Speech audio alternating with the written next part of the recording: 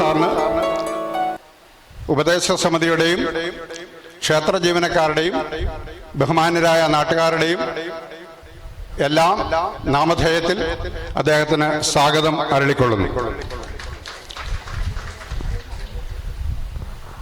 നമ്മുടെ ഒരു ആദരവിന് വേണ്ടി അദ്ദേഹത്തിന് ഒരു പൊന്നാട അണിയിക്കുന്നതിനായി പ്രസിഡന്റിനെ ക്ഷണിച്ചുകൊള്ളുന്നു.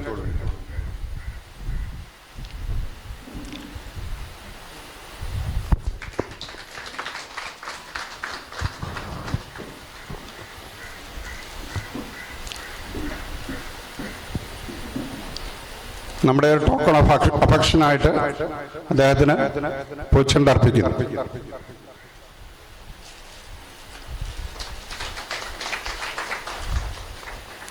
ഈ യജ്ഞവേദിയിലേക്ക് അദ്ദേഹത്തിന് ഹാർദമായി സ്വാഗതം ചെയ്യുന്നതോടൊപ്പം നമ്മുടെ യജ്ഞാചാര്യൻ അദ്ദേഹത്തിനെ സ്വാഗതം ചെയ്യേണ്ട ആവശ്യമില്ല. കാരണം നമ്മുടെ യജ്ഞത്തിൻ്റെ പ്രാതിനിധ്യവും പിതൃസ്ഥാനവും വഹിക്കുന്നത് അദ്ദേഹം തന്നെയാണ്. നമ്മൾക്കെല്ലാ ഉപദേശങ്ങൾ എപ്പോഴും തന്നുകൊണ്ടിരിക്കുന്ന ആ വ്യക്തിത്വത്തെയും ഈ ഔദ്യോഗികമായിട്ട് സ്വാഗതം ചെയ്യുന്നു. ഒപ്പം ഈ പരിക്രമികളായിട്ടുള്ള എല്ലാ ആൾക്കാരെയും, ക്ഷേത്ര ജീവനക്കാരെയും, ഒപ്പം നമ്മുടെ നാട്ടിലെ എല്ലാ ആൾക്കാരെയും ഈ യജ്ഞവേദിയിലേക്ക് സ്വാഗതം ചെയ്തുകൊണ്ട് അദ്ദേഹത്തിൻ്റെ വാക്കുകൾക്കായിട്ട് നമുക്ക് കാതോർക്കാം. നന്ദി, നമസ്കാരം.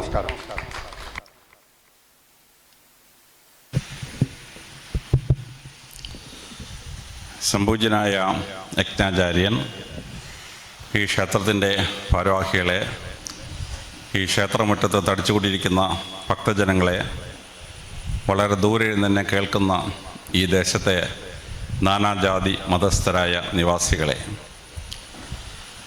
വളരെ പുരാതനമായ ഈ ദേശത്തിൻ്റെ അഭിമാന സ്തംഭമായ ഈ ക്ഷേത്രത്തിൽ വരാനും നിങ്ങളെ അഭിസംബോധന ചെയ്യാനും കഴിഞ്ഞത് വലിയൊരു ഭാഗ്യം എന്ന് ഞാൻ കരുതുന്നു. 7 ദിവസത്തെ ഒരു സപ്താഹം കഴിയുമ്പോൾ ഒരു നാടിന് ആകമാനം ഉണർവും ഉത്സാഹവും ഉണ്ടാക്കുന്ന ഒന്നാണ് സനാതനധർമ്മം എന്ന് പറയുന്നത്. അതിൻ്റെ സപ്താഹങ്ങൾ ഈ ദേശത്ത് വ്യാപകമാകുന്നത് 3600 വർഷങ്ങൾക്ക് മുമ്പാണ്. ശ്രീരാമേന്ദ്ര ഭഗവാന്റെ കൊച്ചുമകൻ്റെ കാലത്ത് തുടങ്ങിയതാണ് ഈ സപ്താഹങ്ങൾ എന്ന് പറയുന്നത്. എല്ലാം അറിയാവുന്ന പ്രസിദ്ധമായ കഥയിൽ ആ ചെറുപ്പത്തിലെ സ്ഥാനഭ്രഷ്ടനാക്കപ്പെട്ടെങ്കിലും അവസാനം ഭരണത്തിൽ വന്നു കഴിഞ്ഞപ്പോൾ അദ്ദേഹം ഉത്തരവിട്ടു, എല്ലാ ക്ഷേത്രങ്ങളിലും ഭാഗവത സപ്താഹങ്ങൾ നടത്തണം. അങ്ങനെ 3600 വർഷത്തിന് മുമ്പ് തുടങ്ങിയതാണ് ഭാഗവത സപ്താഹങ്ങൾ. ഇന്ന് ലോകത്തിൻ്റെ എല്ലാ ഭാഗങ്ങളിലും ഭാഗവത സപ്താഹങ്ങൾ നടക്കുകയാണ്. ലണ്ടനിലെ പ്രസിദ്ധമായ ഭാഗവത സപ്താഹം ഒരേ സമയം 10 ലക്ഷം പേരാണ് കാണുന്നത്. അമേരിക്കയിലെ ചിക്കാഗോയിലെ പ്രസിദ്ധമായ ഭാഗവത സപ്താഹം 140 രാജ്യങ്ങളിൽ ഒരേ സമയം കേട്ടുകൊണ്ടിരിക്കുകയാണ്. സിംഗപ്പൂരിലും ആഫ്രിക്കയിലെ കെനിയയിലും ഇന്തോനേഷ്യയിലും ഉൾപ്പെടെ ലോകത്തിലെ 100ഓളം രാജ്യങ്ങളിൽ നടക്കുന്നതാണ് ഭാഗവത സപ്താഹങ്ങൾ. ആ ഒരു ഭാഗവത സപ്താഹത്തിൻ്റെ ഭാഗമായി ഒരാഴ്ച കൊണ്ട് ദശാവതാര കഥ നിങ്ങൾക്ക് ഇവിടെ പറഞ്ഞു തരികയാണ്. യജ്ഞാചാര്യൻ ഭാഗവതത്തെപ്പറ്റിയും അതിൻ്റെ അർത്ഥത്തെപ്പറ്റിയും വ്യാപകമായി നിങ്ങളോട് പറയുന്നത് കൊണ്ട് അതിനെപ്പറ്റി ഒരു ഡ്യൂപ്ലിക്കേറ്റ് പ്രസംഗം ചെയ്യാൻ ആഗ്രഹിക്കുന്നില്ല. ഞാനിന്ന് 4-5 വിഷയങ്ങളെ പറ്റിയാണ് നിങ്ങളോട് സംസാരിക്കുന്നത്. നമ്മളൊരു ഭാഗവത സപ്താഹം ഒരു നാട്ടിൽ നടക്കുമ്പോൾ എന്താണ് ഈ സനാതനധർമ്മത്തിൻ്റെ ചരിത്രം എന്ന് നമ്മൾ ആദ്യമായി മനസ്സിലാക്കണം. 2, ഹിന്ദുമതത്തിൻ്റെ അല്ലെങ്കിൽ സനാതനധർമ്മത്തിൻ്റെ ഈശ്വര ദർശനം എന്താണെന്ന് മനസ്സിലാക്കണം. 2, 3 എന്താണ് ഒരു ക്ഷേത്രം, ആ ക്ഷേത്രത്തിൻ്റെ പ്രത്യേകതകൾ എന്താണെന്ന് മനസ്സിലാക്കണം. 4, ഒരു ക്ഷേത്രത്തിൽ പോകുമ്പം അവിടുത്തെ വിഗ്രഹം, അതിൻ്റെ സാരാംശം എന്താണെന്ന് മനസ്സിലാക്കണം. 5, ഹിന്ദുമതത്തിൻ്റെ ആചാരങ്ങൾ, ക്ഷേത്രത്തിലെ ആചാരങ്ങൾ, അതിൻ്റെ അർത്ഥവും വ്യാപ്തിയും നമ്മൾ മനസ്സിലാക്കണം. ഈ 5 കാര്യങ്ങളെപ്പറ്റി നിങ്ങളുടെ ശ്രദ്ധയിലേക്ക് ചില ആശയങ്ങൾ കൊണ്ടുവരാം എന്ന് ഞാൻ ആഗ്രഹിക്കുന്നു. സനാതനധർമ്മം എന്ന് ചിലർ കേൾക്കുമ്പോൾ ഇന്ത്യയിലെ ഹിന്ദുമതത്തിൻ്റെ എന്തോ ഒരു ഭാഗമാണ് ഇത് എന്ന രീതിയിലാണ് പലരും അതിനെ കാണുന്നത്. സനാതനധർമ്മം എന്ന് പറയുന്നത് 46 രാഷ്ട്രങ്ങളിൽ പടർന്ന് കിടക്കുന്ന വിശാലമായ ഒരു ആശയ സമുച്ചയമാണ്. ഏറ്റവും വടക്കുള്ള ക്ഷേത്രം നമ്മൾ കണ്ടെത്തിയിരിക്കുന്നത് റഷ്യയുടെയും യുക്രൈൻ്റെയും ബോർഡറിലാണ്. അവിടെ ഒരു മഞ്ഞുമല ഇടിഞ്ഞ് താഴെ വന്നു. അവസാനം മഞ്ഞെല്ലാം മാറ്റിച്ചെന്നപ്പോൾ അതിനടിയിൽ കണ്ടെത്തിയത് ശിവലിംഗ പ്രതിഷ്ഠയുള്ള ഒരു 6500 കൊല്ലം പഴക്കമുള്ള ഒരു ക്ഷേത്രത്തിൻ്റെ അവശിഷ്ടങ്ങളായിരുന്നു. റഷ്യയും യുക്രൈനുമൊക്കെ ഒരു കാലത്ത് ഹിന്ദുമത രാജ്യങ്ങളായിരുന്നു. അതിൻ്റെ തൊട്ടടുത്താണ് കാസ്പിയൻ കടൽ എന്ന കടൽ.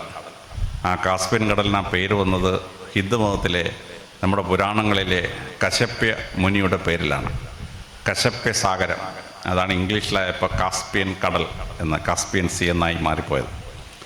കാസ്പിയൻ കടൽ തീരത്താണ് കശ്യപ്യ മുനി താമസിച്ചിരുന്നത്. അദ്ദേഹത്തിൻ്റെ സന്ധി പരമ്പരകളാണ് ദേവന്മാരും അസുരന്മാരും ദാനവന്മാരും ഉൾപ്പെട്ട എത്രയോ ജനവിഭാഗങ്ങൾ. അതിനോട് ചേർന്ന് കിടക്കുന്ന കസാക്കിസ്ഥാൻ, ഉസ്ബെക്കിസ്ഥാൻ, താജിക്കിസ്ഥാൻ, ടർക്കമെനിസ്ഥാൻ തുടങ്ങിയ 6 രാജ്യങ്ങളും ഒരു കാലത്ത് ഹിന്ദുമത രാഷ്ട്രങ്ങളായിരുന്നു. അതിന് തൊട്ട് താഴെയാണ് അഫ്ഗാനിസ്ഥാൻ. അഫ്ഗാനിസ്ഥാൻ സംസ്കൃത ഭാഷ സംസാരിക്കുന്ന ഒരു സ്ഥലമായിരുന്നു. മഹാഭാരതത്തിലെ ഗാന്ധാരി, കൗരവന്മാരുടെ അമ്മ, അവൾ അഫ്ഗാൻകാരിയായിരുന്നു. ഗാന്ധാരദേശം, ഇന്ന് നമ്മൾ കാണ്ഡഹാർ എന്ന് പറയുന്ന സ്ഥലമാണ് ഗാന്ധാരം. കാണ്ഡഹാറിലെ രാജകുമാരിയായിരുന്നു ഗാന്ധാരി. ഗാന്ധാരിയാണ് കൗരവന്മാരുടെയൊക്കെ അമ്മയായിട്ട് വരുന്നത്. അഫ്ഗാനിസ്ഥാനിലെ രാജാക്കന്മാർക്കെല്ലാം തന്നെ സംസ്കൃതത്തിലാണ് അവരുടെ പേരുകളുണ്ടായിരുന്നത്. ഇപ്പോഴും കസാക്കിസ്ഥാൻ തൊട്ട് അഫ്ഗാനിസ്ഥാൻ വരെയുള്ള സ്ഥലങ്ങളിൽ 5000-ഓളം ഹിന്ദു ക്ഷേത്രങ്ങൾ നിലനിൽക്കുന്നുണ്ട്. എല്ലാം ഇസ്ലാമിക രാജ്യങ്ങളാണ് എങ്കിലും വല്ലപ്പോഴും ഹിന്ദുക്കൾ പോയി പ്രാർത്ഥിക്കും, അല്ലാതെ അതിങ്ങനെ പഴയ രീതിയിൽ നിൽക്കുകയാണ് പല സ്ഥലത്തും.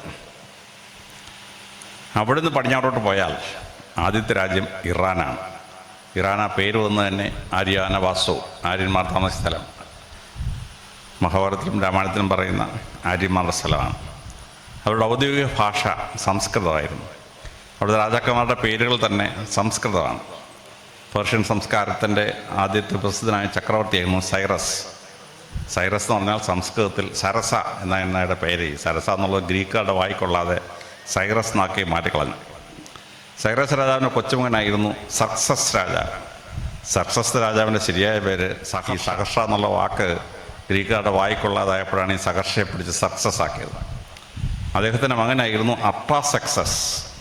അദ്ദേഹത്തിന് ശരിയായ പേര് സംസ്കൃതത്തിൽ അർത്ഥസഹർഷൻ എന്നായിരുന്നു. അയാളാണ് ഞങ്ങളുടെ വേദപുസ്തകത്തിലെ ഞങ്ങളുടെ നമ്മുടെ എസ്തേറിനെ കല്യാണം കഴിച്ച ആൾ. അവിടുത്തെ പ്രസിദ്ധനായ രാജാവ് തുസ്രത രാജാവ്. തുസ്രത എന്ന് പറഞ്ഞാൽ ദശരഥ, ശ്രീരാമചന്ദ്രൻ്റെ അപ്പൻ്റെ പേരാണ് ദശരഥ. അത് പേർഷ്യക്കാർ പറഞ്ഞു തുസ്രത എന്നാക്കി കളഞ്ഞു. ഇറാനിയൻ സംസ്കാരം സനാധർമ്മത്തിൻ്റെ ഈറ്റില്ലായിരുന്നു. അതിനപ്പുറത്തായിരുന്നു ഇറാഖ്. ഇപ്പോഴത്തെ ഇറാഖ് ഒരു കാലത്ത് കാസൈഡ് രാജവംശമായിരുന്നു. കാസൈഡ് രാജവംശത്തിൻ്റെ ദേവന്മാർ ഇന്ദ്രൻ, വിത്രൻ, വരുണൻ തുടങ്ങിയ രാജാക്കന്മാരാണ്, അതിൻ്റെ ദേവന്മാരാണ്. ഋഗ്വേദത്തിലെ നമ്മുടെ ദേവന്മാർ. അതിനപ്പുറത്താണ് തുർക്കി പണ്ടൊരു ഹിന്ദു രാഷ്ട്രമായിരുന്നു. അവരുടെ ഒറിജിനൽ രാജവംശം ഹിറ്റൈറ്റുകൾ എന്നായിരുന്നു, ഹിദാവിയർ. അവരുടെ തലസ്ഥാനമായിരുന്നു ഹത്തൂസയിലെ ലിഖിതങ്ങളൊക്കെ 3400 വർഷം പഴക്കമുള്ള ലിഖിതങ്ങൾ ഒരു 60 വർഷത്തിന് മുമ്പ് നമ്മൾ വായിച്ചെടുത്തു. അതാണ് ബോഗസ്കോയി ലിഖിതങ്ങൾ. ബോഗസ്കോയി ലിഖിതത്തിൽ ഹിറ്റൈറ്റിലെ രാജാവ് ഇറാഖിലെ രാജാവുമായിട്ടൊരു സന്ധി ഒപ്പിടുകയാണ്. നിങ്ങളുടെയും എൻ്റെയും ദേവന്മാരായ ഇന്ദ്രനെയും വിത്രനെയും വരുണനെയും സാക്ഷ്യം നിർത്തി നമ്മൾ ഈ വ്യവസ്ഥയിൽ ഒപ്പിടുന്നു. ഋഗ്വേദത്തിലെ ദേവന്മാരായിരുന്നു തുർക്കിയുടെ ദേവന്മാരും ഇറാഖിൻ്റെ ദേവന്മാരും. അവിടെ നമ്മൾ ഈജിപ്തിലോട്ട് ചെന്ന് കഴിഞ്ഞാൽ ഈജിപ്റ്റ് വലിയ ഒരു സനാതനത്തിൻ്റെ ഈറ്റിലായിരുന്നു. ദേവന്മാരുടെ പേരൊക്കെ മാറും. അവർക്ക് ഗർഡൻ എന്ന് നമ്മൾ വിളിക്കുന്ന ദേവനുണ്ട്. ആ ദേവനെ അവർ വിളിക്കുന്നവർ ഹോറസ് എന്നാണ്. നമുക്ക് ഹനുമാനുണ്ട്. ഹനുമാന് അവർക്ക് അനൂസ് എന്നാണ് അവർ പേര് വിളിക്കുന്നത്. നമുക്ക് നാഗം വിഗ്രഹമുണ്ട്. അവരുടെ രാജാവിൻ്റെ തലയിൽ കിരീടത്തിരിക്കുന്നതിന് നാഗമാണ്. ഫറോ രാജാവിൻ്റെ തലയിലിരിക്കുന്നത് നാഗമാണ്. അവരുടെ ഏറ്റവും വലിയ ഉത്സവം റാം സീതോസ് ഉത്സവം, രാമൻ്റെയും സീതയുടെ ഉത്സവം അവരുടെ പ്രസിദ്ധമായ ഉത്സവമാണ്. ഈജിപ്തുകാരുടെ ഏറ്റവും പ്രധാനപ്പെട്ട ഒരു വിഗ്രഹമാണ് സ്ഫിങ്സ്. മനുഷ്യൻ്റെ തലയും സിംഹത്തിൻ്റെ ഉടലുമുള്ള ഒരു സ്ഫിങ്സ്, 66 അടി പൊക്കമുള്ള സ്ഫിങ്സാണ്. ഈജിപ്തിലെ സ്വിങ്സ് ഇറാഖിലും പേർഷ്യയിലും വരുമ്പോൾ സിംഹനരൻ എന്നാണ് വിളിച്ചുകൊണ്ടിരുന്നത്. സിംഹനരൻ. ആ സിംഹനരൻ ഇന്ത്യയിലെത്തിയപ്പോൾ നരസിംഹമായി മാറി. 66 സ്വിങ്സ് അല്ലെങ്കിൽ നരസിംഹ വിഗ്രഹങ്ങൾ ഈജിപ്റ്റ് തൊട്ട് ഇന്ത്യ വരെ കണ്ടെത്താൻ പറ്റും. ഇപ്പോഴും ഈജിപ്തിൽ നിന്ന് 24 ഹൈന്ദവ ക്ഷേത്രങ്ങൾ കണ്ടെത്തിയിട്ടുണ്ട്, 18 ബുദ്ധക്ഷേത്രങ്ങൾ കണ്ടെത്തിയിട്ടുണ്ട്.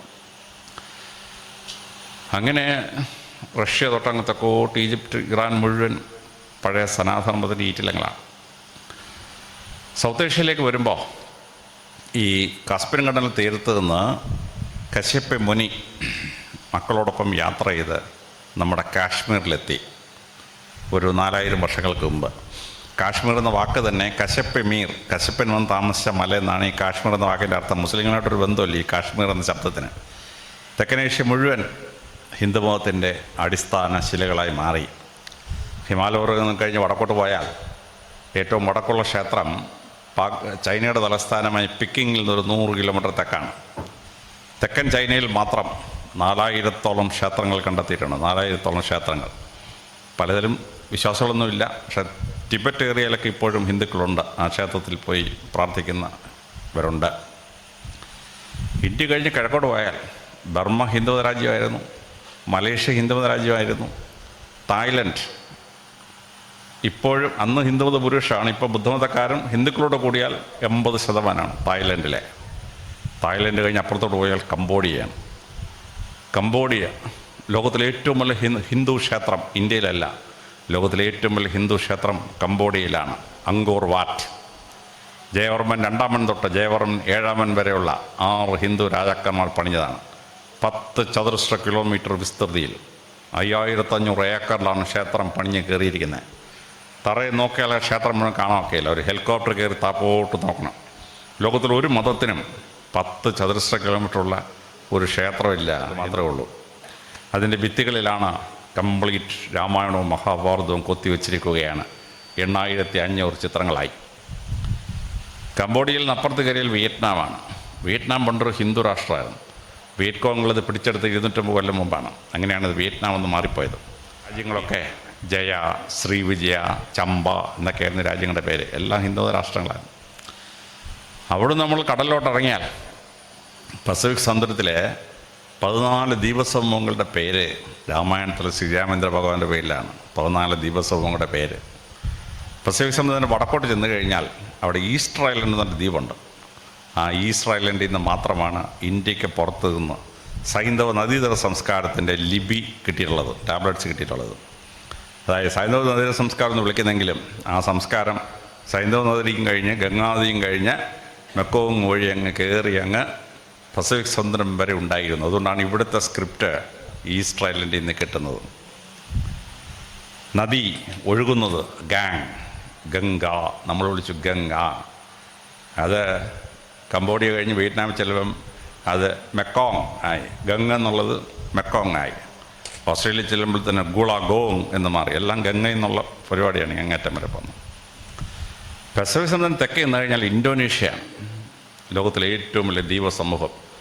22,000 ദ്വീപുകൾ ചേർന്നൊരു സമൂഹം. ഇന്ന് ലോകത്തിലെ ഏറ്റവും വലിയ ഇസ്ലാമിക രാഷ്ട്രമാണ്. 24 കോടി മുസ്ലിങ്ങൾ താമസിക്കുന്ന രാഷ്ട്രം. പക്ഷേ ഇന്തോനേഷ്യ ഒരു കാലത്ത് ഹിന്ദുമത രാഷ്ട്രമായിരുന്നു. ലോകത്തിലെ ഏറ്റവും നീളം കൂടിയ ക്ഷേത്രം എവിടെയാണ്? ലോകത്തിലെ ഏറ്റവും നീളം കൂടിയ ക്ഷേത്രം ഇന്തോനേഷ്യയുടെ തലസ്ഥാനമായ ജക്കാർത്തയിൽ നിന്നൊരു 150 കിലോമീറ്റർ കിഴക്കാണ്. ബൊറോബുദൂർ ക്ഷേത്രം. 1.5 കിലോമീറ്ററാണ് ക്ഷേത്രത്തിൻ്റെ നീളം. ഫ്രണ്ട് ഡോറിൽ കൂടെ ക്ഷേത്രത്തിൽ കയറിയാൽ 1.5 കിലോമീറ്റർ ക്ഷേത്രത്തിനകത്ത് പോയെങ്കിലേ ക്ഷേത്രത്തിൻ്റെ പുറകിൽ ഇറങ്ങാൻ പറ്റുള്ളൂ. ലോകത്തിലൊരു മതത്തിനും 1.5 കിലോമീറ്റർ നീളമുള്ള ക്ഷേത്രമില്ല ഹിന്ദുമതത്തിനുള്ള ബൊറോബുദൂർ ക്ഷേത്രം പോലെ. അതിൻ്റെ ഭിത്തികളിൽ നോക്കിയാൽ ഹിന്ദുമതത്തിൻ്റെയും ബുദ്ധമതത്തിൻ്റെയും കംപ്ലീറ്റ് ചരിത്രം കൊത്തി വെച്ചിരിക്കുകയാണ് മ്യൂറൽ പെയിൻറ്റിങ്സായി. ഇന്തോനേഷ്യയുടെ ഒരു ദ്വീപ് ബാലിദ്വീപാണ്. ആ ബാലിദ്വീപ് ഇപ്പോഴും 95% ഹിന്ദുവാണ്. SK പൊറ്റക്കാട് ബാലിദ്വീപിൽ പോയി. അദ്ദേഹം എഴുതി വെച്ചിരിക്കുകയാണ്, നടന്ന് ഞാനങ്ങ് കോഴിക്കോട്ടെ ചേവായിലെത്തിയോന്ന് സംശയിച്ചു പോയി എന്നാണ്. കാര്യം അവിടെ ചെന്ന് നോക്കിയാൽ നമ്മുടെ ക്ഷേത്രവും അവിടുത്തെ ക്ഷേത്രവും ഒരേപോലെയാണ്. കാര്യം ബാലിയിലെ ക്ഷേത്രങ്ങൾ മിക്കതും പണിഞ്ഞത് കേരളത്തിൽ നിന്ന് പോയ ആർക്കിടെക്ട്സാണ്. അതുകൊണ്ടാണ് ഒരേപോലെ ഇരിക്കുന്നത്. ഇന്തോനേഷ്യയിൽ നിന്ന് കുറച്ചുകൂടെ അപ്പുറത്തോട്ട് പോയി കഴിഞ്ഞാൽ അവിടെ ഫിജി എന്ന ദ്വീപസമൂഹമാണ്. ഹിന്ദു ഭൂരിപക്ഷമുള്ള ദ്വീപാണ് ഈ ഫിജി. 200ഓളം ദ്വീപുകൾ ചേരുന്നതാണ്. ആ ഫിജിയിലെ ഒരു ദ്വീപിൻ്റെ പേര് രമണക ദ്വീപ് എന്നാണ്. അവിടുത്തെ ആളുകൾ പറയുന്നു, ഞങ്ങൾ കാളിയന്മാരാണ്, ഞങ്ങളെ യമുനാതിര തീരത്ത് നിന്ന് ഭഗവാൻ കൃഷ്ണൻ ഓടിച്ചതാണ്, ഞങ്ങളിവിടെ താമസിക്കുകയാണ്, ഞങ്ങൾ കാളിയന്മാരാണ്. ഇത് കേട്ടിട്ട് നിങ്ങളിവിടെ ഭാഗവത സപ്താഹത്തിൻ്റെ ഭാഗമായി യജ്ഞാചാര്യൻ നിങ്ങൾക്ക് കാളിയ മർദ്ദനത്തിൻ്റെ കഥ പറഞ്ഞു തന്നിട്ടുണ്ടാവും. കാളിയനിങ്ങനെ കാളിനദി മുഴുവൻ വിഷലിപ്തമാക്കുകയാണ്. ഭഗവാൻ ഒരു ആൽമരത്തിൻ്റെ അവിടെ നിന്ന് എടുത്ത് ചാടി കാളിയനെ തലയിലോട്ട്, കാളിയനെ ചവിട്ടി മെതിച്ച് നല്ല പരുവാക്കി. കാളിയൻ 2 ഭാര്യമാരുണ്ടായിരുന്നു. ഭാര്യമാരൊന്ന് ഭഗവാനെ ഭർത്താവിനെ കൊല്ലല്ലേ എന്ന് പറഞ്ഞു. കാളിയന് 4 മക്കളുണ്ടായിരുന്നു. 4 മക്കളോട് ഒന്ന് ഭഗവാന്റെ അടുത്ത് പറഞ്ഞു, ഭഗവാനെ അച്ഛനെ കൊല്ലല്ലേ എന്ന് പറഞ്ഞു.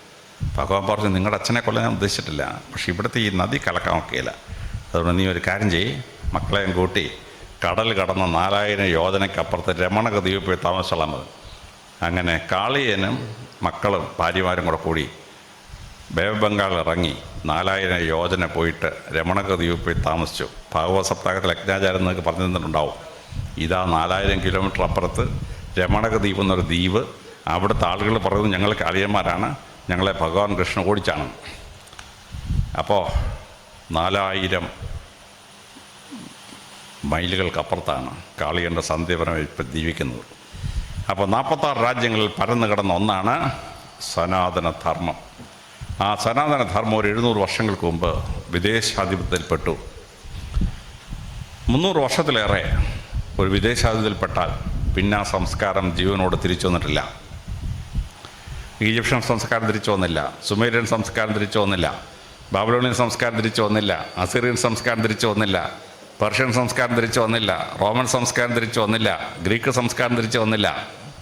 പക്ഷേ 500 വർഷത്തെ ഇസ്ലാമിക ഭരണത്തിന് ശേഷം, 200 കൊല്ലത്തെ ബ്രിട്ടീഷുകാരുടെ ഭരണത്തിന് ശേഷം സനാതനധർമ്മം സടകുടഞ്ഞെഴുന്നേറ്റ്. ലോക ചരിത്രത്തിന് മുമ്പ് അങ്ങനെ ഒരു സംഭവമില്ല. അങ്ങനെ സടകുടഞ്ഞെഴുന്നേറ്റ് ഇന്ന് ലോകത്തിലെ എല്ലാ രാജ്യങ്ങളിലും പടർന്നു കിടക്കുകയാണ് സനാതനധർമ്മം. ലണ്ടനിലെ പ്രസിദ്ധമായ ക്ഷേത്രം ലോകത്തിൻ്റെ കാഴ്ചവസ്തുവാണ്. കെനിയയിലെ പ്രസിദ്ധമായ ക്ഷേത്രം ലോകത്തിൻ്റെ കാഴ്ചവസ്തുവാണ്. ചിക്കാഗോയിലെ പ്രസിദ്ധമായ ക്ഷേത്രം ലോകത്തിനൊരു കാഴ്ചവസ്തുവാണ്. അത്ഭുതകരമായ ക്ഷേത്രമാണ്. ഇത് ലോകത്തെ അമ്പരപ്പിക്കുകയാണ്. എന്നെ ജീവിതത്തിൽ അമ്പരപ്പിച്ച ഒരു സ്ഥലമുണ്ട്. അത് ഗുജറാത്തിലെ പ്രസിദ്ധമായ പാലിത്താനോ എന്നൊരു സ്ഥലമാണ്. ഒരു മലയും അതിൻ്റെ ചുറ്റുമായിട്ട് 1000 ഹിന്ദു ക്ഷേത്രം പണിഞ്ഞിരിക്കുകയാണ്. 1000 ഹിന്ദു ക്ഷേത്രം. 600 വർഷ രാജവംശത്തിലൊരു ആൺകുട്ടി ജനിച്ചാൽ ഏതെങ്കിലും ഒരു ഭഗവാന്റെ പേരിലൊരു ക്ഷേത്രം പണിയും. ആ രാജവംശത്തിലൊരു പെൺകുട്ടി ജനിച്ചാൽ ഭഗവതിയുടെ പേരിലൊരു ക്ഷേത്രം പണിയും. 1000 ക്ഷേത്രം ഒരൊറ്റ സ്ഥലത്ത്, പാലിത്താനം. ഞാനവിടെ പോയി പകൽ മുഴുവൻ മെനക്കെട്ടിട്ട് ഒരു 30 ക്ഷേത്രം കണ്ടു. അപ്പോൾ ഞാനവിടുത്തെ സർക്കിൾ ഇൻസ്പെക്ടറോട് ചോദിച്ചു, എടേ ഇത് മുഴുവൻ കാണാൻ എത്ര സമയം എടുക്കും? അത് സാറ് ഇവിടെ ഒരു ഹോട്ടലിൽ കാണാൻ താമസിച്ച ഒരു 3 മാസം കൊണ്ട് ഞങ്ങൾ മുഴുവൻ കാണിച്ചു തരാമെന്ന് പറഞ്ഞു. ഞാൻ പറഞ്ഞു, പൊന്നുവേ 3 മാസം പോയിട്ട് 3 ദിവസം എനിക്ക് സമയമില്ലാന്ന്. അപ്പോഴൊരു കോടീശ്വരൻ ഒരു ഹെലികോപ്റ്റർ ലാൻഡ് ചെയ്തു ഇത് കാണാനായിട്ട്. അപ്പോൾ ഈ സർക്കിൾ ഇൻസ്പെക്ടർ എന്ന കോടീശ്വരനോട് പറഞ്ഞു, കേരളത്തിൽ നിന്ന് IG വന്നിട്ടുണ്ട്, അദ്ദേഹത്തിന് ഒന്ന് കാണിക്കാൻ ഒരു 10 മിനിറ്റ് ഹെലികോപ്റ്റർ തരാമെന്ന്. പുള്ളിവർക്ക് എടുത്തോളാം. എന്നെ ഹെലികോപ്റ്റർ കയറ്റി ആ പാലിത്താനൊക്കെ ഒരു കറക്കം കറക്കി താഴെ കൊണ്ടുവന്നു. ലോകത്തിൽ ഏതെങ്കിലും മതത്തിന് 1000 ക്ഷേത്രം ഒരു സ്ഥലത്ത് പണിയാൻ പറ്റിയിട്ടുണ്ടോ? ഇല്ല. അതാണ് സനാതനത്തിൻ്റെ വ്യാപ്തി എന്ന് പറയുന്നത്. ഇന്ന് നമ്മളെ 200 കൊല്ലം ഭരിച്ച ബ്രിട്ടീഷ് സാമ്രാജ്യം, അവനെ കഴിഞ്ഞ് 2 കൊല്ലമായിട്ട് ഭരിച്ചുകൊണ്ടിരുന്നത് ഒരു ഹിന്ദുവാണ്. ദിവസവും വൈകിട്ട് വിളക്ക് കത്തിച്ച് രാമരാമ പാഹിമ പാടുന്ന,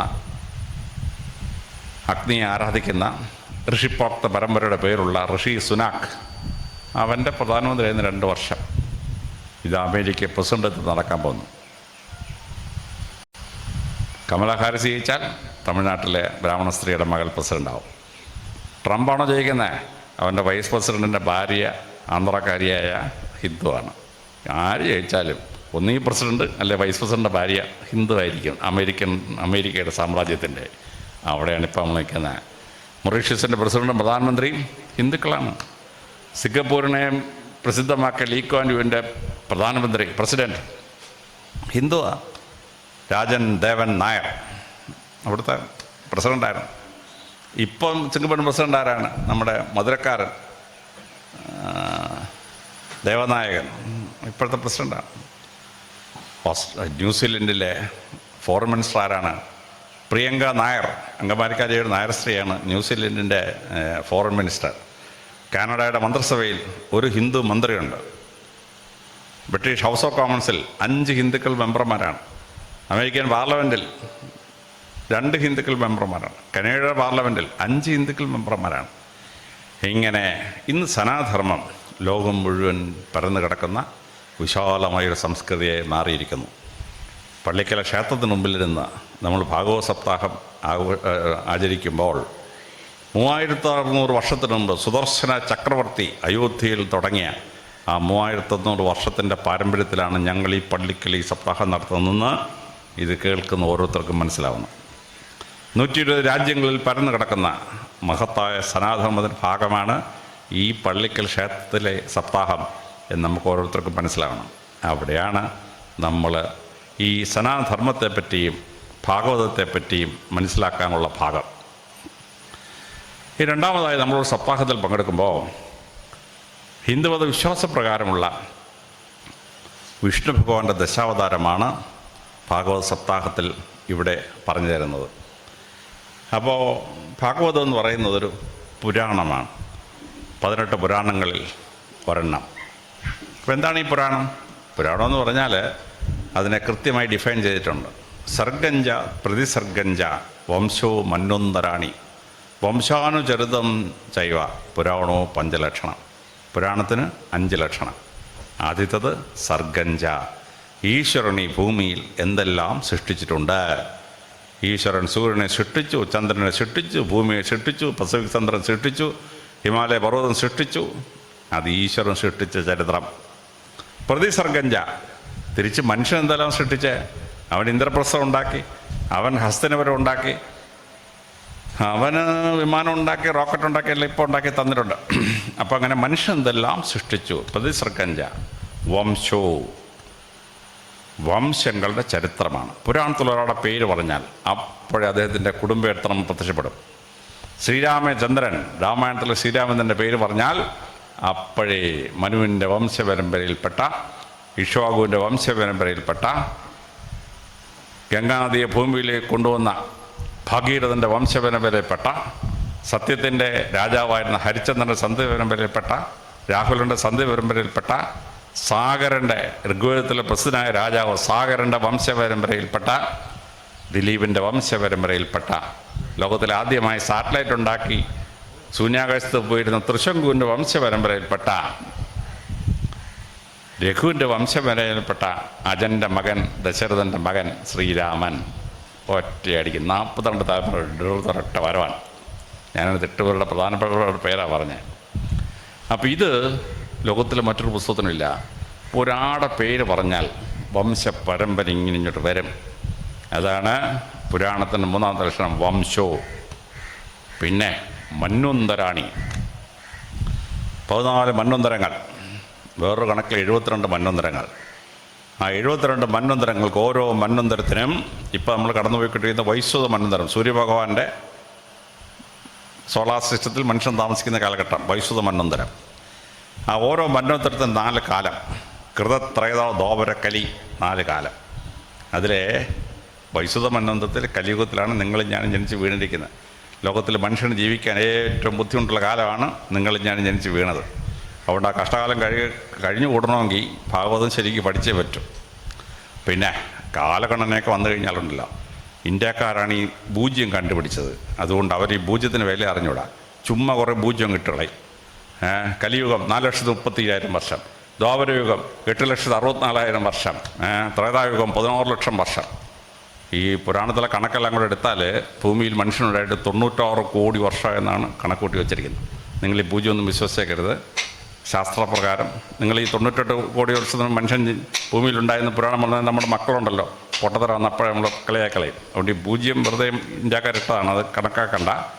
കാലഘടന അനുസരിച്ച് വംശം മാറി വരുന്നതാണ്. അപ്പോൾ ഈ കൃതത്തര ദ്വാപര കലിയുഗത്തിൽ ഭഗവാൻ അവതരിക്കും. ഭഗവാൻ അവതരിക്കുമ്പോൾ ദശാവതാരം, വിഷ്ണു ഭഗവാന്റെ ദശാവതാരമാണ് ഇവിടുത്തെ ശ്രീമദ് ഭാഗവതത്തിൽ പറയുന്നത്. മത്സ്യം കൂർമ്മം വരാഹം നരസിംഹം വാമനൻ രാമോ രാമച്ചരാമ കൃഷ്ണ കൽക്കി 10 ഭഗവതിയുടെ ദശാവതാരമാണ്. ദേവീ ഭാഗവതം എടുക്കുകയാണെങ്കിലോ, ദേവീ ഭാഗവതം എടുക്കുകയാണെങ്കിൽ അടുത്ത ദശാവതാരമാണ്. ഭഗവതിക്കും ദശാവതാരം. ആദ്യം ഭഗവതി ഉണ്ടായത് ജ്ഞാനേശ്വരിയായിട്ടാണ്.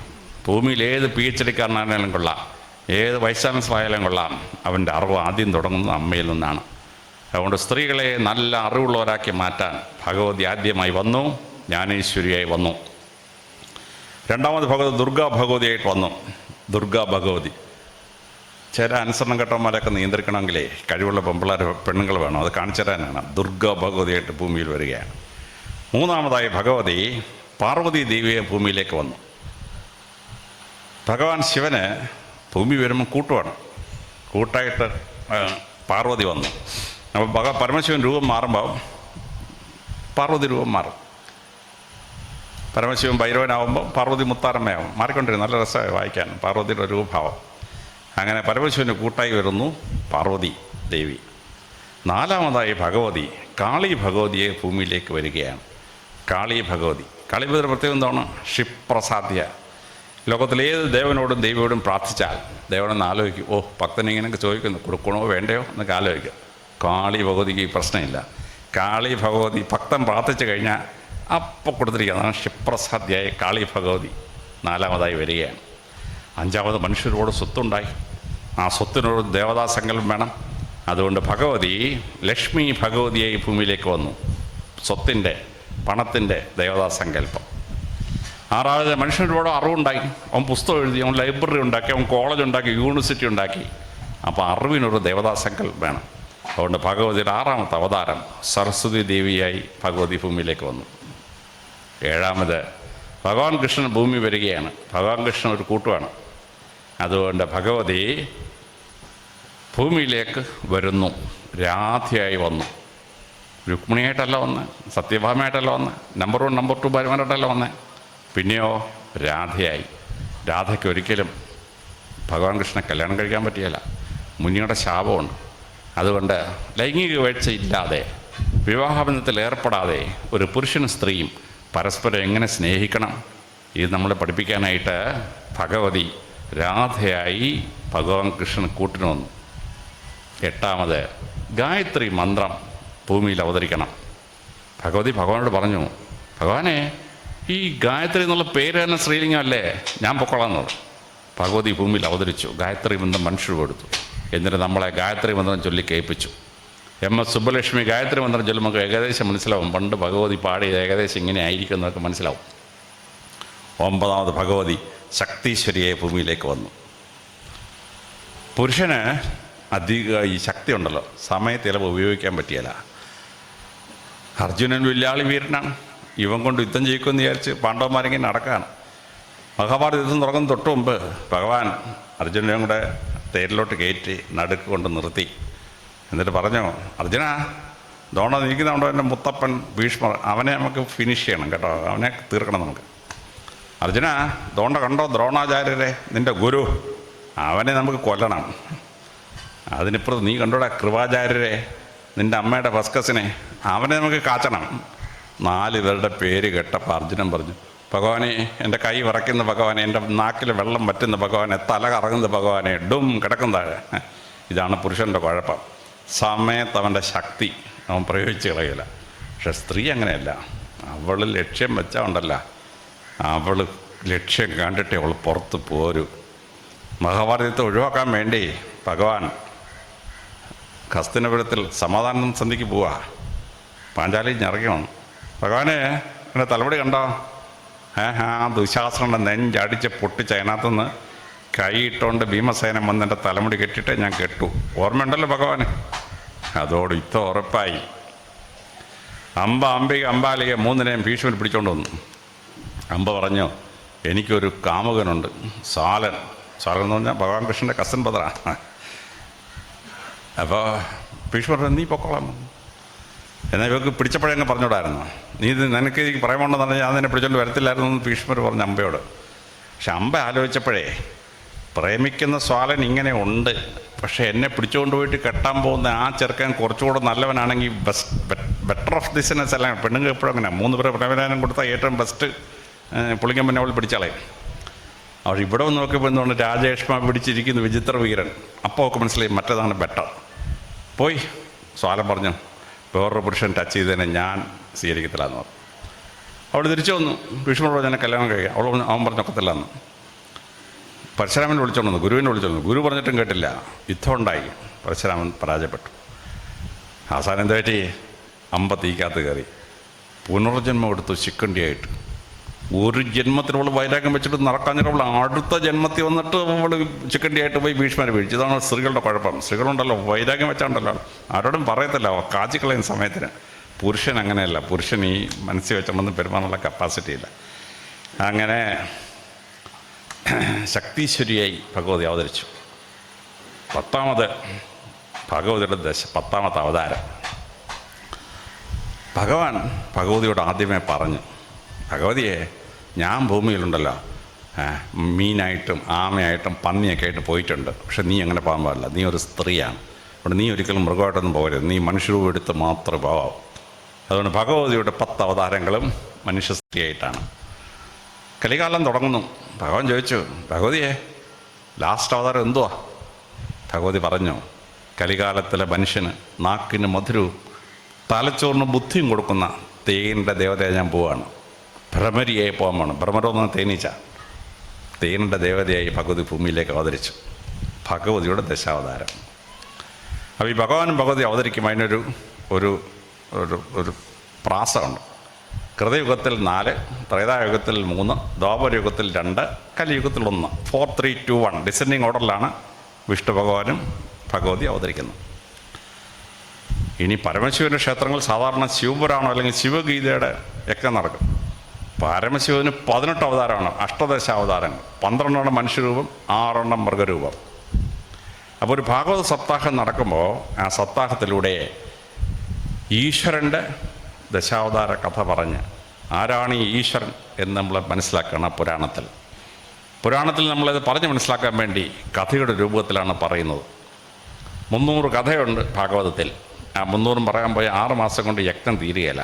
അതുകൊണ്ട് യജ്ഞാചാര്യൻ ആ 300 കഥകളിൽ നിന്ന് ഒരു ദിവസം 3 എണ്ണം വെച്ചെടുത്താൽ 21 കഥ, 4 എണ്ണം വെച്ചെടുത്താൽ 28 കഥ. ഈ സാമ്പിൾ 21 കഥയിലൂടെ ഈ 300 കഥയുടെ സാരാംശം ഈ പള്ളിക്കൽ ദേശത്തിന് പറഞ്ഞു തരാനാണ് സപ്താഹം നടക്കുന്നത്. അപ്പോൾ ആ കഥ തിരഞ്ഞെടുക്കുമ്പോൾ ആ കഥയ്ക്ക് 3 തരത്തിലുള്ള കഥയാണ് പറയുന്നത്. എങ്ങനെയാണ് ഈ കഥ തിരഞ്ഞെടുക്കുന്നതെന്ന് വേദവ്യാസൻ പറഞ്ഞിട്ടുണ്ട്.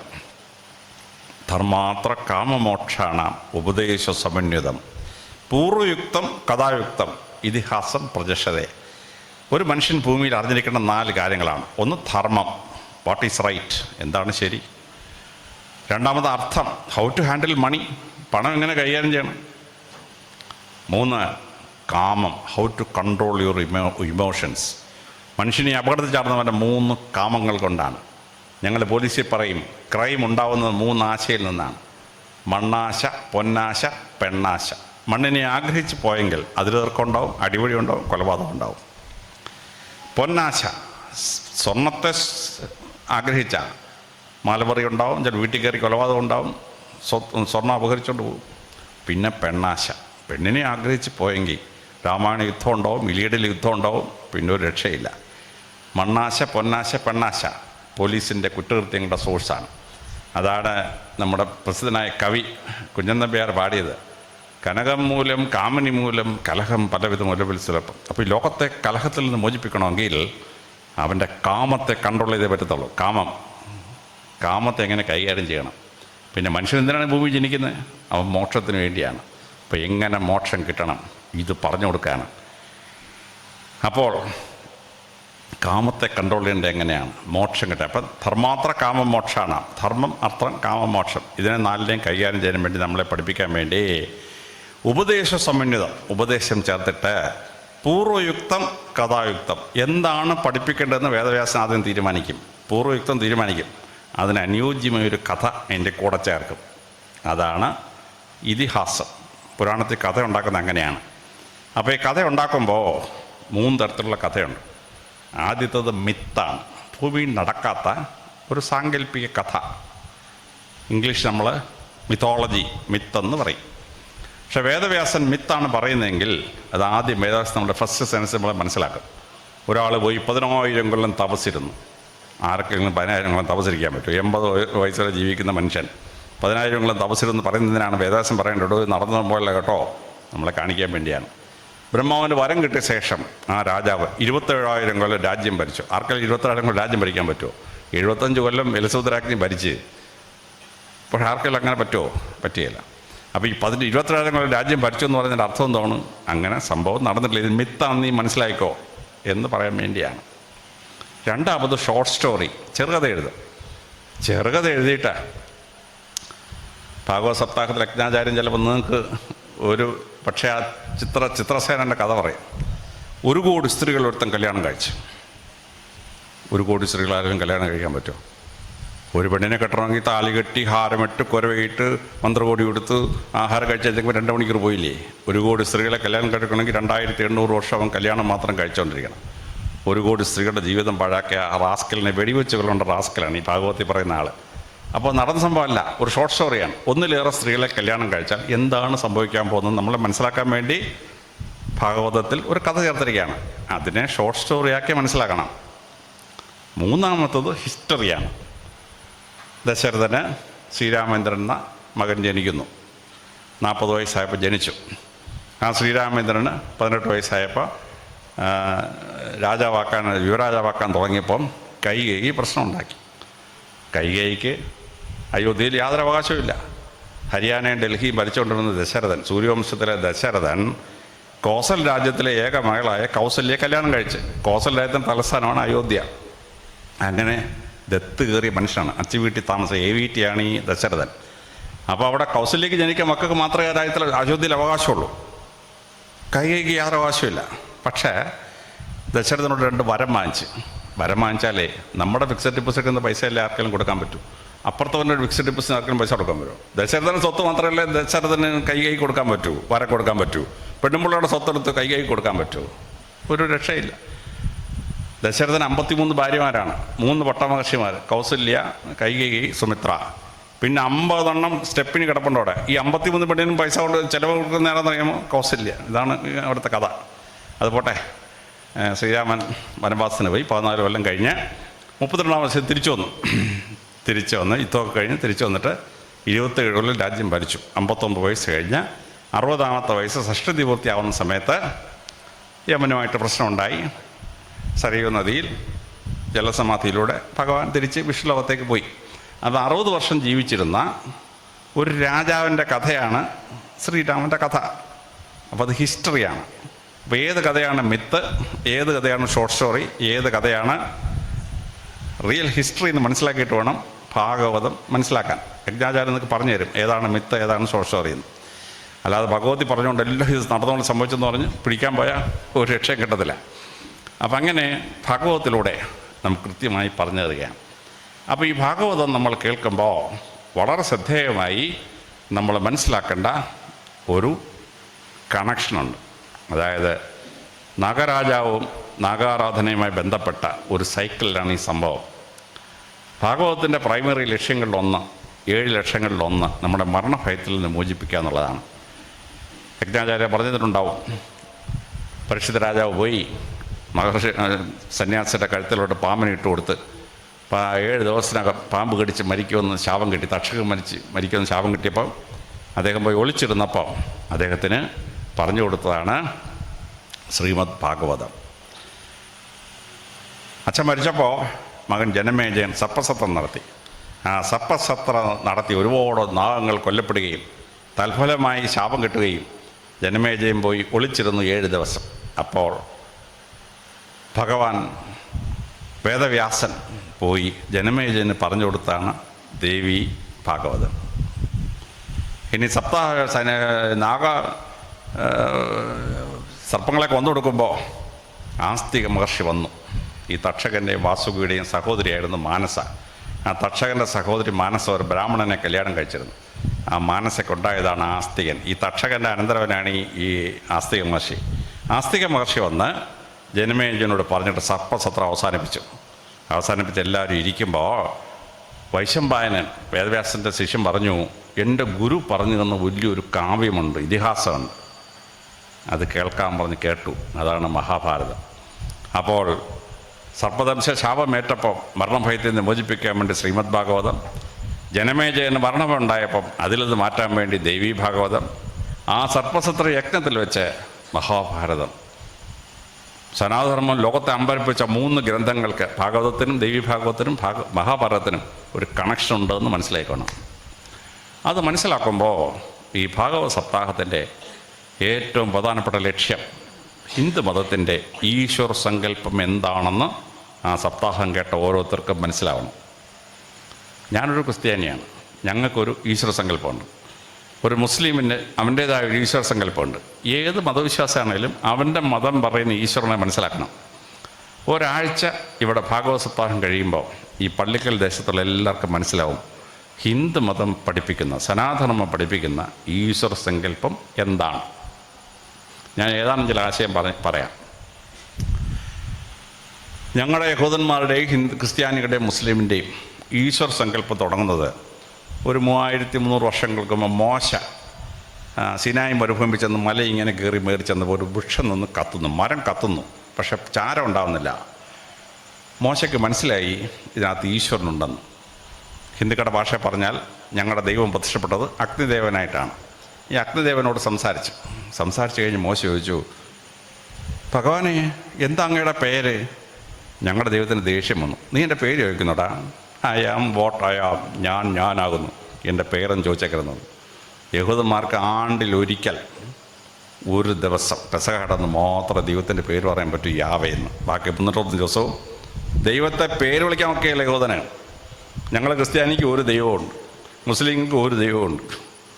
ഹിന്ദുവിനോ? ഈ പള്ളിക്കൽ ക്ഷേത്രത്തിൽ വന്നിട്ട് ഒരു ഭക്തൻ ചോദിക്കുന്നു, ഭഗവാനെ എന്താ പേരെന്ന് ചോദിച്ചാൽ ശിവസഹസ്രനാമ സ്തോത്രം, പരമശിവൻ്റെ 1000 പേരൊരൊറ്റ വരവഞ്ഞ് വരും. ത്രിസംഖ്യം പരിമിതവിധം പ്രഭിന്ന പ്രസ്ഥാനം നിങ്ങൾ തുടങ്ങിയാണല്ലോ, 1000 പേരുകളാണ്. ഇനിയൊരു വിഷ്ണു ക്ഷേത്രത്തിൽ നിന്ന് ഭഗവാനെ എന്താ പേരെന്ന് ചോദിച്ചാൽ വിഷ്ണു സഹസ്രനാമ സ്തോത്രം, ശിവസഹസ്രനാമ സ്തോത്രം. പരമശിവനാൽ കൊല്ലപ്പെട്ട പരമശിവൻ്റെ അമ്മായിപ്പൻ ദക്ഷൻ പറയുന്നതാണ് ഈ ശിവസഹസ്രനാമം. വിഷ്ണു സഹസ്രനാമോ ശരശയ്യയിൽ ഭീഷ്മാചാര്യർ കിടക്കുകയാണ്. ഭീഷ്മാചാര്യർക്ക് ഉത്തരായന കാലത്തെ മരിക്കാൻ പറ്റുള്ളൂ. ഉത്തരായന കാലം അങ്ങോട്ട് തുടങ്ങുമ്പോൾ ഭഗവാൻ കൃഷ്ണൻ ഭീഷ്മക്ക് അനുഗ്രഹം കൊടുക്കാൻ വേണ്ടി വന്നു. വിഷ്ണു ഭഗവാൻ കൃഷ്ണൻ കണ്ടുടനെ ഭീഷ്മർ പറഞ്ഞു, എൻ്റെ കൃഷ്ണ നീ ഭഗവാനാണ്, വിഷ്ണു ഭഗവാനാണെന്ന് എനിക്ക് പണ്ട് അറിയാമായിരുന്നു കൃഷ്ണ എന്ന് പറഞ്ഞിട്ട് ഒരൊറ്റ സഹസ്രനാമമാണ് വിഷ്ണു സഹസ്രനാമം. ഗംഭീരൻ സംഭവമാണ് വിഷ്ണു സഹസ്രനാമം. ഇനിയൊരു ഭഗവതിയുടെ ക്ഷേത്രത്തിൽ ചെന്ന് ഭഗവതിയെ എന്താ പേരെന്ന് ചോദിച്ചാൽ ലളിത സഹസ്രനാമം, 1000 പേരാണ്. ബ്രഹ്മാണ്ഡ പുരാണത്തിൻ്റെ 7-ാം അധ്യായത്തിൽ 1000 പേരുടെ ഒരൊറ്റ വരവാണ് ലളിത സഹസ്രനാമം. ഹിന്ദുക്കൾക്ക് സുബ്രഹ്മണ്യ സഹസ്രനാമമുണ്ട്, ഗണപതി സഹസ്രനാമമുണ്ട്, ഹനുമാൻ സഹസ്രനാമമുണ്ട്, അയ്യപ്പ സഹസ്രനാമമുണ്ട്, 10 സഹസ്രനാമം.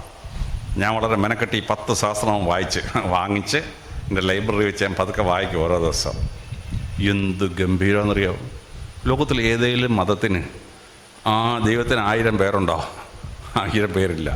ഹിന്ദുക്കൾക്ക് മാത്രമേ ഉള്ളൂ ദൈവത്തിന് 1000 പേര്. വളരെ ഗംഭീരമായിട്ട് ഈ 1000 സഹസ്രനാമം കൊണ്ട് ചൊല്ലുമ്പോൾ എന്താണ് ഒരു ഭക്തന് കിട്ടുന്നത്? മറ്റൊരു മതത്തിനും ഇല്ലാത്ത ഒരു പ്രത്യേകത ഹിന്ദുക്കൾക്ക് ആ സഹസ്രനാമം ചൊല്ലുമ്പോൾ കിട്ടും. ആദ്യമായി ഈ സഹസ്രനാമം ചൊല്ലുമ്പോൾ സാഹിത്യ ഭാഷയുടെ അപാരമായ പ്രയോഗങ്ങളാണ് വേദവ്യാസം പ്രയോഗിച്ചിരിക്കുന്നത്. 10 സഹസ്രനാമത്തിൽ 9 സഹസ്രനാമവും വേദവ്യാസൻ എഴുതി നമ്മൾ വിശ്വസിക്കുന്നു. അയ്യപ്പ സഹസ്രനാമം മാത്രം വേദവ്യാസൻ്റെ അല്ല, വേദവ്യാസൻ അയ്യപ്പൻ എന്നൊരു ശബ്ദം കേട്ടിട്ടേ ഇല്ല. അപ്പോൾ ഈ സാഹിത്യത്തിൻ്റെ അത്ഭുതകരമായ പ്രയോഗം നടക്കുന്ന കാരണം ആ സഹസ്രനാമം കേൾക്കുന്ന ചൊല്ലുന്ന ഒരാൾക്ക് ഏത് ഭാഷയുടെ സാഹിത്യവും, ഇംഗ്ലീഷ് സാഹിത്യമോ തമിഴ് സാഹിത്യമോ ഹിന്ദി സാഹിത്യമോ അറബി സാഹിത്യമോ ഏത് സാഹിത്യവും പഠിക്കാൻ അപാര കഴിവ് കിട്ടും. രണ്ടാമതായി ഏതൊരു ഭാഷ പഠിക്കണമെങ്കിൽ ഒരു കുട്ടിക്ക് ഗ്രാമർ, വ്യാകരണം വളരെ ഭംഗിയായിട്ട് മനസ്സിലാവണം. ലോകത്തിലെ ഏറ്റവും ശ്രേഷ്ഠമായ വ്യാകരണം സംസ്കൃതത്തിൻ്റെ പതഞ്ജലി എഴുതിയ പ്രസിദ്ധമായ നമ്മുടെ അഷ്ടാധ്യായി, പാണിനി എഴുതിയ അഷ്ടാധ്യായിയാണ്. 2700 വർഷത്തിന് മുമ്പ് തക്ഷശിലയിലെ പ്രൊഫസറായിരുന്നു പാണിനി. പാണിനി ഒരു നാഗനായിരുന്നു, പതഞ്ജലി ഒരു നാഗനായിരുന്നു, കാളിദാസൻ ഒരു നാഗനായിരുന്നു. നാഗവംശത്തിൽപ്പെട്ട 3 പേരും. ഈ പതഞ്ജലി പാണിനി അഷ്ടാധ്യായി നമ്മൾ ഈ സഹസ്രനാമത്തിലൂടെ ഇങ്ങനെ പഠിക്കുമ്പോൾ ഏത് ഭാഷയുടെ വ്യാകരണവും ആ കുട്ടിക്ക് വളരെ ഭംഗിയായിട്ട് മനസ്സിലാവും. സഹസ്രനാമം കേട്ട് പഠിക്കുമ്പോൾ മനസ്സിലാവും. 3-മതായി ഓർമ്മശക്തിയാണ്. നമ്മുടെ കുട്ടി ഒരു ഡോക്ടറാവണം. കുട്ടി നീറ്റ് പരീക്ഷ കയറി ഇരുന്നാൽ 1 മിനിറ്റ് കൊണ്ട് ചോദ്യത്തിന് ഉത്തരം എഴുതണം. ആ ചോദ്യം വായിക്കാനൊരു 35 സെക്കൻഡ് പോവും. ആ OMR ഷീറ്റ് കറപ്പിക്കാൻ 10 സെക്കൻഡ് പോവും. ചിന്തിക്കാൻ കിട്ടുന്ന 15 സെക്കൻഡാണ്. ഈ 15 സെക്കൻഡിനോട് ഉത്തരം തലച്ചുള്ള ഓർമ്മ ഒന്നുമില്ലെങ്കിൽ നമ്മുടെ കുട്ടി ഒരിക്കലും ഡോക്ടറാവില്ല ഈ ഭൂമിയിൽ. ഇനി നമ്മുടെ കുട്ടിക്ക് എന്നെപ്പോലെ IAS പരീക്ഷ പാസ്സാവണം. IAS പരീക്ഷയ്ക്ക് ഇരിക്കണമെങ്കിൽ ആദ്യം പ്രിലിമിനറി പരീക്ഷ പാസ്സാവണം. പ്രിലിമിനറി പരീക്ഷ കയറിയാലോ 15 സെക്കൻഡേ കിട്ടത്തുള്ളൂ ഉത്തരം ആലോചിച്ചെടുക്കാൻ. സഹസ്രനാമം ചൊല്ലി പഠിക്കുന്ന കുട്ടിക്ക് 1000 പേരിങ്ങനെ ഒറ്റ സ്ട്രോക്കിൽ ഓർത്തിരിക്കുകയാണ് കുട്ടിക്ക് അപാര ഓർമ്മശക്തി. കുട്ടി നീറ്റ് പരീക്ഷയല്ല, ഈ JEE പരീക്ഷയല്ല, IAS പരീക്ഷയിൽ ഏത് പരീക്ഷയും പാസ്സാവും കുട്ടിക്ക് ഓർമ്മശക്തി കാരണം. അതാണ് ആ സഹസ്രനാമത്തിൻ്റെ ഒരു ഗുണം. 4-മത്, ഈ സഹസ്രനാമം ചൊല്ലണമെങ്കിൽ നമ്മുടെ ശബ്ദ പേടകത്തിൻ്റെ എല്ലാ ടെൻഡൻസിനും എക്സസൈസ് കിട്ടും. നമ്മുടെ വോക്കൽ കോഡ്സിനകത്ത് എക്സസൈസ് കിട്ടാത്ത ഒരു ടെൻഡനും ബാക്കി ഉണ്ടാവില്ല. അതുകൊണ്ട് സഹസ്രനാമം ചൊല്ലുന്ന ആളിന് നല്ല ശബ്ദ ഗംഭീരം ഉണ്ടാവും. മൈക്കിൻ്റെ അടുത്ത് പ്രസംഗിക്കാൻ കരുതുന്ന ഉഗ്രം പ്രസംഗമായിരിക്കും. ആ കുട്ടിക്ക് നല്ല ശബ്ദ സ്ഫുടത ഉണ്ടാവും. ഏത് ഭാഷയിൽ ഏത് വാക്ക് പറഞ്ഞാലും കേൾക്കുന്നതിന് മനസ്സിലാവും ഏത് വാക്കാണ് ഈ ആൾ പറഞ്ഞതെന്ന്. ഇനി സഹസ്രനാമം കൊണ്ട് ചൊല്ലിക്കഴിയുമ്പോൾ നല്ല ശബ്ദ മാധുര്യം ഉണ്ടാവും. സഹസ്രനാമം എഴുതി വച്ചിരിക്കുന്ന നമ്മുടെ സംഗീതത്തിൻ്റെ ആ ശ്രോണിയിലാണ് എഴുതി വച്ചിരിക്കുന്നത്. അപ്പോൾ നല്ല ശബ്ദ മാധുര്യം ഉണ്ടാവും. ആ കുട്ടി കർണാടക സംഗീതം പാടിയാൽ ആളുകൾ കേട്ടിരിക്കും. ആളുകൾ ഹിന്ദുസ്ഥാനി സംഗീതം ആ കുട്ടി പാടിയാൽ ആളുകൾ കേട്ടിരിക്കും. ഇനി ആ കുട്ടി വെസ്റ്റേൺ മ്യൂസിക് പഠിക്കാൻ പോയോ ഡോം റെമി ഫസ ലാത്തോ ദാ കുട്ടി ഉഗ്രമായിട്ട് പാടും. കാരണം ഈ സഹസ്രനാമം ചൊല്ലുമ്പോൾ മാത്രമേ മനുഷ്യൻ്റെ ശബ്ദ പേടകത്തിൻ്റെ എല്ലാ ടെൻസിനും എക്സസൈസ് കിട്ടുന്ന ഭൂമിയിൽ ആകെ ഒരു സാധനമേ ഉള്ളൂ, അത് ഈ സഹസ്രനാമമാണ്. ഇനി 5-മതായി, ഒരു മനുഷ്യൻ വലിയൊരു എക്സിക്യൂട്ടീവ് പോസ്റ്റിലിരിക്കണമെങ്കിൽ അവൻ ആദ്യമായി വേണ്ടത് അവന് കമ്പാരറ്റീവ് അനാലിറ്റിക്കൽ പവറാണ്. ഒന്നിനെയും മറ്റൊന്നിനോട് താരതമ്യപ്പെടുത്താനുള്ള കഴിവ് വേണം. ഒരാൾ ഡോക്ടറാണ്, അയാൾ കസേരയിരിക്കുകയാണ്. ഒരു രോഗി എന്ന് പറഞ്ഞു, ഡോക്ടറെ എനിക്കൊരു തലവേദന. ഡോക്ടർക്ക് അപ്പോഴും ഏതൊക്കെ രോഗത്തിനാണ് തലവേദന സിംറ്റമാവുന്നത്, ഡോക്ടർ അതിലേതാണ് ഇവനുണ്ടാവാൻ സാധ്യതയെന്ന് കണ്ടുപിടിക്കും. 2-മത്തെ ഒരു മരുന്ന് കുടിക്കണം. എല്ലാ മരുന്നിനും സൈഡ് എഫക്ട്സ് ഉണ്ട്, എല്ലാ മരുന്നിനും കോൺട്രാ ഇൻഡിക്കേഷനുണ്ട്. ഇതറിയാതെ ഡോക്ടർ മരുന്ന് കുടിച്ചാൽ രോഗി ചത്തുപോകും. അപ്പോൾ ഈ കമ്പാരറ്റീവ് അനാലിറ്റിക്കൽ പവർ ഡെവലപ്പ് ചെയ്യണം. അത് ഡെവലപ്പ് ചെയ്യാനുള്ള ഏറ്റവും ബെസ്റ്റ് മരുന്നാണ് സഹസ്രനാമം. ഭഗവാന്റെ തലയിലോട്ടാണ് നോക്കുന്നതെങ്കിൽ വിഷ്ണു സഹസ്രനാമാണെങ്കിൽ കേശവ എന്ന് വിളിക്കാം. നല്ലപോലെ തലമുടിയൊക്കെ വളർന്ന ആളായിരുന്നു ഈ ഭഗവാൻ കൃഷ്ണൻ, കേശവ എന്ന് വിളിക്കും. ഇനി ശിവസഹസ്രമാണ് വായിക്കുന്നെങ്കിലോ ഗംഗാധര, തലയിൽ ഗംഗാനദി വഹിക്കുന്നവനെ, ചന്ദ്രധാര, തലയിൽ ചന്ദ്രകലയുള്ളവനെ എന്ന് വിളിക്കും. ഇനി കയ്യിലോട്ടാണ് നോക്കുന്നതെങ്കിലോ വിഷ്ണു സഹസ്രനാമത്തിൽ മുരളീധര, കയ്യിൽ മുരളി പിടിച്ചുകൊണ്ട് നിൽക്കുന്നവനെ, ഗദാചക്രപാണി, ഒരു കയ്യിൽ ഗദയും മറ്റേ കയ്യിൽ ചക്രവും പിടിച്ചുകൊണ്ടിരിക്കുന്ന ഭഗവാനെ എന്ന് വിളിക്കാം. ലളിത സഹസ്രമാണെങ്കിലോ വീണാ പുസ്തകധാരണി, ഒരു കയ്യിൽ വീണയും മറ്റേ കയ്യിൽ പുസ്തകവും പിടിച്ചുകൊണ്ടിരിക്കുന്ന ഭഗവതിയെ എന്ന് വിളിക്കാം. ശിവസഹസ്രനാമത്തിലെ ഒരു പാരഗ്രാഫ് വള്ളത്തോൾ നാരായണ മേനോൻ മലയാള ഭാഷയിലേക്ക് തർജ്ജമ ചെയ്തു പരമശിവനെ വർണ്ണിക്കുകയാണ്. പൊട്ടാക്കി ഫാല വട്ടത്തിരിമിഴി ജടയെ കാറൊളിച്ചാര് കൂന്തൽക്കെട്ടാക്കി കേതകിപ്പൂതിൻ്റെ വടിവാക്കി പരം ചന്ദ്രകണ്ഠം മട്ടൊക്കത്തന്നെ മാറി പ്രതികുടസുതനായി കാട്ടിലുൾപ്പൊക്ക് വൈര്യമിട്ട കാട്ടാളനെ കൈതൊഴുന്നേൻ. 16 കാര്യം കുട്ടിയുടെ തലച്ചുള്ള ഓർമ്മ വരണം. പരമശിവൻ എങ്ങനെ ഇരിക്കുന്ന വള്ളത്തോളിൻ്റെ കവിത മനസ്സിലാക്കണമെങ്കിൽ. അപ്പോൾ ഈ സഹസ്രനാമം കേട്ടുപിടിക്കുന്ന കുട്ടിക്ക് അപാരമായ കമ്പാരറ്റീവ് അനാലിറ്റിക് പവർ ഉണ്ടാവും. കുട്ടി ഡോക്ടറോ IAS എന്ത് വേണേൽ കുട്ടിക്ക് പാസ്സാകാൻ പറ്റും. ഇത് ഹിന്ദുക്കൾക്ക് മാത്രം കിട്ടുന്നൊരു സാധനമാണ്. ലോകത്തിൽ ഒരു മതത്തിനും ഭഗവാൻ 1000 പേരില്ല. ഇത്ര ഗംഭീരമായൊരു പ്രാർത്ഥനയില്ല. അപ്പോൾ രാവിലെ ലളിത സഹസ്രനാമം ചൊല്ലണം, വൈകിട്ട് വിഷ്ണു സഹസ്രനാമം ചൊല്ലണം. ആ സഹസ്രനാമം യജ്ഞാചാര്യൻ ഒരു ദിവസം വിഷ്ണു സഹസ്രനാമം ഭാഗവതി നിന്നെടുത്ത് നിങ്ങൾക്ക് വ്യാഖ്യാനം കേൾപ്പിച്ചു തരും.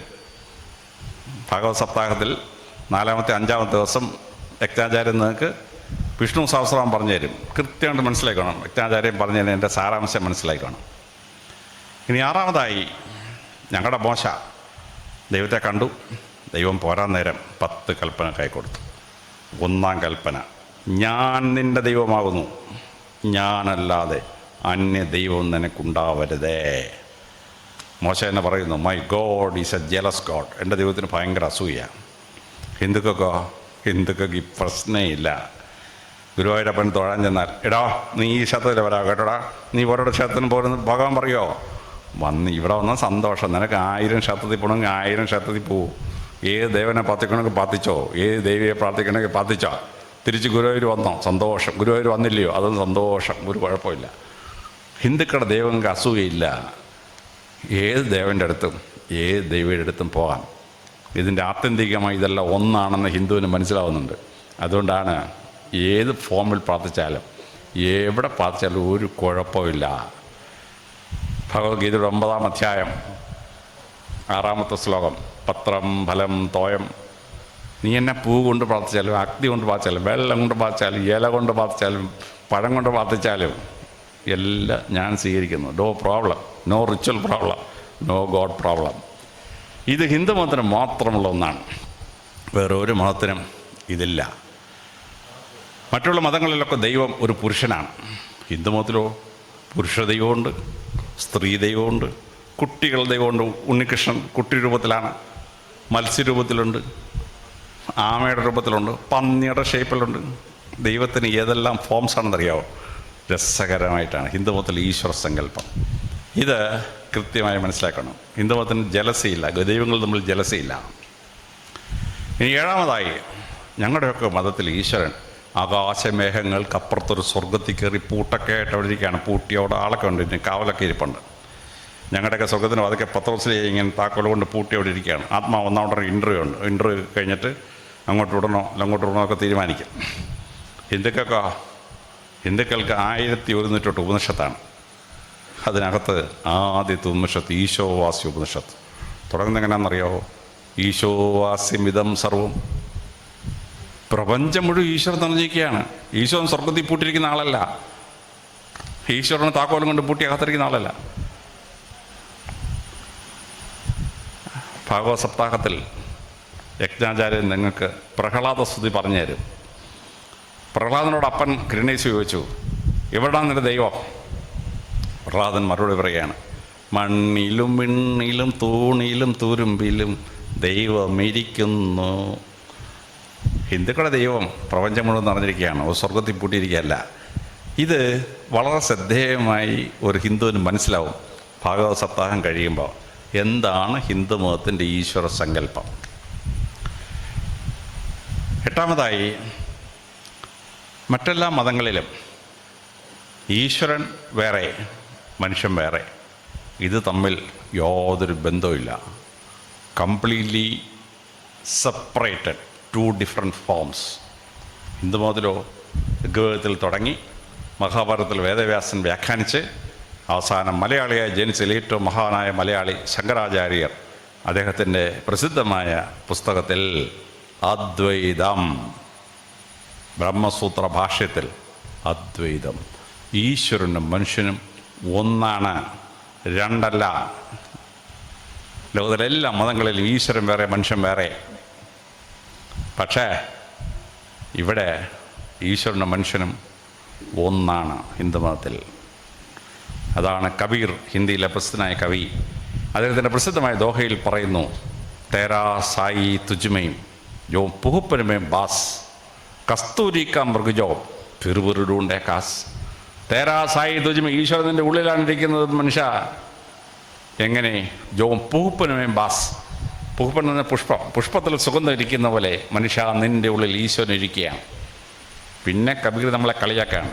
കസ്തൂരി കാ മൃഗജോ, കസ്തൂരി മാനിൻ്റെ ശരീരത്തിൻ്റെ പുറകിലാണ് കസ്തൂരി ഗ്രന്ഥി ഇരിക്കുന്നത്.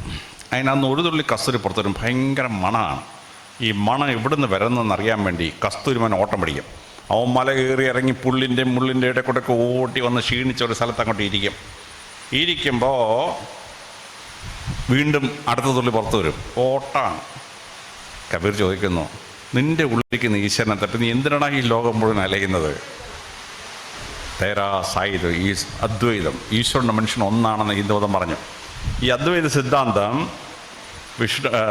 ശ്രീമദ് ഭാഗവതത്തിൻ്റെ ഭാഗമായി യജ്ഞാചാര്യൻ പറഞ്ഞു തരും എന്താണ് ഈ അദ്വൈത സിദ്ധാന്തം. ഭഗവാൻ അർജുനോട് പറയാണ്, അർജുന നിൻ്റെ ഉള്ളിൽ ഞാനും എൻ്റെ ഉള്ളിൽ നീയും ഉണ്ടെന്ന് നിനക്കറിയാവൂടാ. അർജുനോട് പറഞ്ഞു കൊടുക്കുക. അതാണ് ഹിന്ദുമതത്തിൻ്റെ സാരസംഗ്രഹം.